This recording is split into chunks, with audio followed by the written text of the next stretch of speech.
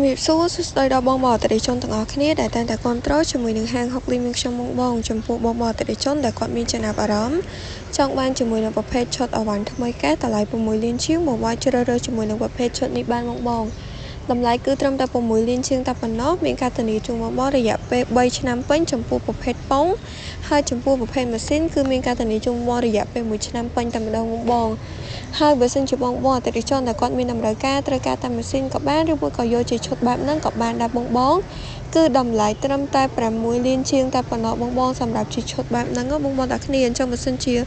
បងអតិថិជនដែលគាត់មានតម្រូវការត្រូវការជាប្រភេទតម្លៃចន្លោះ5លានជាង6លានជាងបងជ្រើសរើសជាមួយនឹងប្រភេទអវ៉ាន់ថ្មីកែក៏បានដែរបងទាំងគ្នាគឺយើងមានពីរជំរើសជូនបងចង់បានទឹកអវ៉ាន់មកទឹកក៏បានអវ៉ាន់ថ្មីក៏បានដោយអវ៉ាន់ថ្មីគឺយើងមានតម្លៃចាប់ពី4លានជាងឡើងបងទាំងគ្នាហើយអវ៉ាន់មកទឹកគឺយើងមានតម្លៃចាប់ពី3លានជាងឡើងអញ្ចឹងបងជ្រើសរើសបានទៅតាមតម្រូវការរបស់បងហើយចំពោះឈុតដែលខ្ញុំបានថតនៅក្នុងវីដេអូនេះគឺតម្លៃត្រឹមតែ6លានជាងតែប៉ុណ្ណោះបងទាំងគ្នា